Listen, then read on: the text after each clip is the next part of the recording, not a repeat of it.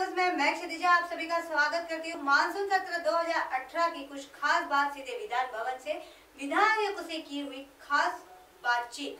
आइए देखते हैं। हमारे साथ है बच्चू कडू, भाई जगताप और राम कुमार अवसरे।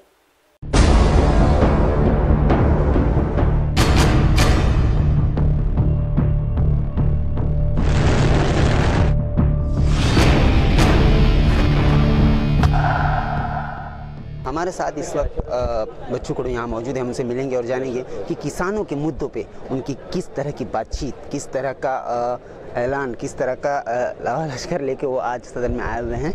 जी बच्चू कडू जी, सबसे पहले तो एमएनएस न्यूज़ की तरफ से आपको बहुत बहुत अभिनंदन करना चाहता हूँ कि आप किसानों को लेकर आप जो काम कर रहे हैं वो काबिल तारीफ़ है। अभी जिस तरह आप सदन आए हुए हैं, तो इस सदन में पूरे सेशन में अभी तक के किन किन मुद्दों पर आपने किसानों के हक में बात की है? मैंने कल बात की है कि अगर किसान जितने खुदकुशी की है उसी उतने किसान ने अगर राज्यकर्ता को अगर पत्थर मारते थे तो भाव मिल जाता था, किसान की जीत हो जाती थी, किसान का कोई दर्जा बढ़ जाता था। लेकिन दुर्दैव की बात यह है कि किसान खुदकुशी न करे, लगे तो खेत में का पत्थर ले और सरकार के तरफ घुमाए। मैंने ये बात कल रखा और कल जो बात चल रही थी 293 के अंदर, तो उसमें सभी लोग अपने अपने पक्षों की वकीली कर रहे थे। मैंने वहाँ कहा कि आप पक्षों की वकीली करने यहाँ नहीं आए, किसानों की वकीली करना यहाँ आए हैं। अपने अपने पक्ष की बात न मत रखो, किसान की बात रखो। जैसा हमने पहले बोला था कि 2-3 मुद्दे और मैंने उठाए, जैसा हत्ती से कोई मर गया और बाघ से कोई मर गया तो 8 लाख रुपए मिलते हैं, लेकिन सांप से काटे हुए इंसान को कुछ मिलता नहीं। वो विधायक आमदार को काटता नहीं, वो खाली मजदूर को ही काटता है, और इसलिए उसको राहत मिलना बहुत ज़रूरत है। दूसरी बात हमने ये रखी है कि जैसा रासायनिक खाद को अगर आप सब्सिडी देते हो, जो कंपनी में खाद बनता है उसको सब्सिडी दिया जाता है, तो फिर गोबर को क्यों नहीं, उसको भी, वो भी उससे ज़्यादा दर्जेदार है। तो ये सभी बातें हमने अभी तक रखी है। विधायक भाई जगताप यहाँ मौजूद है, हम उनसे मिलेंगे और जानेंगे कि किस तरह के मुद्दों पे वो सदन में बातचीत कर रहे हैं। 12:30 झाले जी सदन में आपके किस तरह के मुद्दों पे बातचीत चल रही है? बहुत सारे मुद्दों पे चल रही है सदन में। कल तो मैंने नानार के बारे में ये मुद्दा उठाया था, जो रत्नागिरी डिस्ट्रिक्ट से आए हुए हैं और सरकार जो जोर ज़बरदस्ती कर रही है उनको कोई भी प्रोजेक्ट हिंदुस्तान में आना चाहिए क्योंकि लोगों को नौकरियां मिलेगी, बिल्कुल सही है। बट ये भी देखना चाहिए कि उस प्रदेश की टोपोग्राफी क्या है, उसकी अहमियत क्या है। आप अगर एक प्रदेश में, एक डिस्ट्रिक्ट में ऐसे विनाशकारी प्रकल्प लाओगे तो वहाँ तो वो सारा ये जो है डिस्ट्रिक्ट है वो सारा हल्का है, वो सारा ये हो जाएगा। वही हमारा कहना था।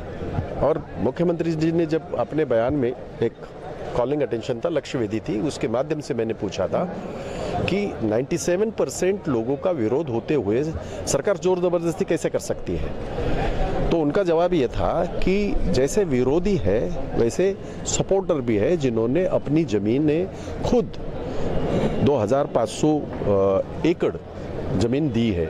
तो हमने सीधा कहा कि भाई अगर ऐसा है तो उनके नाम बताइए। कोंकण में तो लैंड होल्डिंग कम होती है तो बहुत सारे लोग रहेंगे।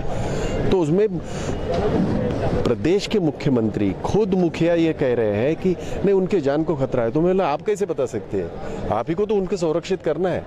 तो ये एक ऐसा रवैया जो बस कुछ ये जो है व्यापारी है, कुछ ऐसे धनवान लोग हैं, उन्होंने वहाँ की ज़मीनें खरीदी की है और ये देवेंद्र फडणवीस ये सीएम जो है और मोदी सरकार है सिर्फ और सिर्फ उनका भला देख रही है, ना कि किसी वहाँ के लोगों का भला देख रही है। जैसे कि आप जानते हैं सदन चालू है। हमारे साथ इस वक्त भंडारा विधानसभा क्षेत्र के विधायक अवसरे जी यहाँ हमारे साथ मौजूद हैं। हम उनसे मिलेंगे और जानेंगे किन मुद्दों पर वो सदन में बातचीत कर रहे हैं। जी अवसरे जी, किस मुद्दों पे आपकी विधानसभा में किस मुद्दों पे आपकी मेरे भंडारा विधानसभा क्षेत्र में गोसी खुर्द धरण है और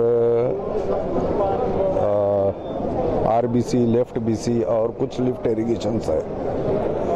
तो वो लिफ्ट इरिगेशन करीबन 4 लिफ्ट इरिगेशन ऐसे है, जैसे पौनी लिफ्ट इरिगेशन, सीढ़ी lift irrigation, Gose lift irrigation,